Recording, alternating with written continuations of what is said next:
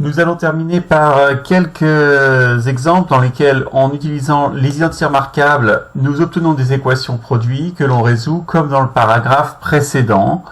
Ce sont des exercices évidemment un peu difficiles, mais pour lesquels on va suivre toujours la même méthode, en commençant par le premier cas. Imaginons qu'on nous demande de résoudre l'équation 2x plus 3 au carré est égal à 49. Ce que l'on va faire, c'est toujours la même chose, c'est-à-dire d'abord trouver un membre qui est égal à 0. Donc on va faire passer le terme 49 qui est dans le membre de droite dans le membre de gauche. 2x plus 3 au carré moins 49 égale 0. Donc, je vais écrire ici 1, faire apparaître 0.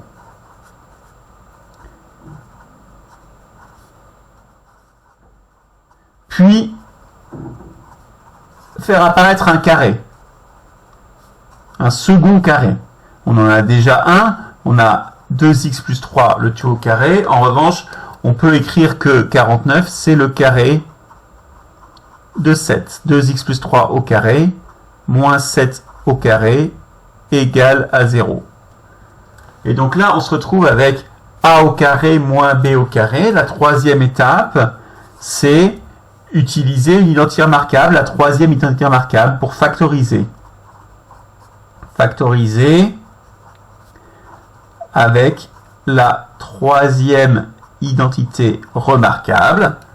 On sait que c'est a plus b facteur de a moins b.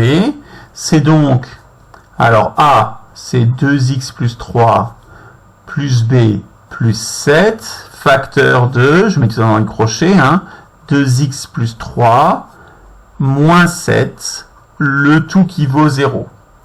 Les parenthèses au sein de mes crochets ne servent à rien. Je peux réduire. 2x plus 3 plus 7, ça fait 2x plus 10. Et de l'autre, 2x plus 3 moins 7, ça fait 2x moins 4. Le tout égale 0. Donc là, quatrième étape, on a réduit. Et après, nous nous trouvons devant une équation produit nul. Donc il nous reste à résoudre l'équation produit.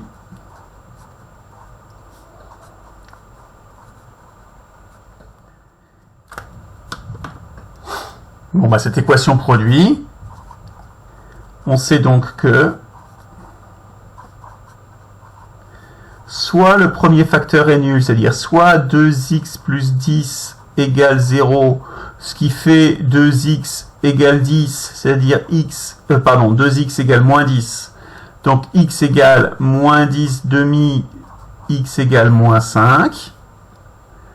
Soit le deuxième facteur est nul, 2x moins 4 égale 0, ce qui fait 2x égale 4, x égale 4 demi, c'est-à-dire x égale 2.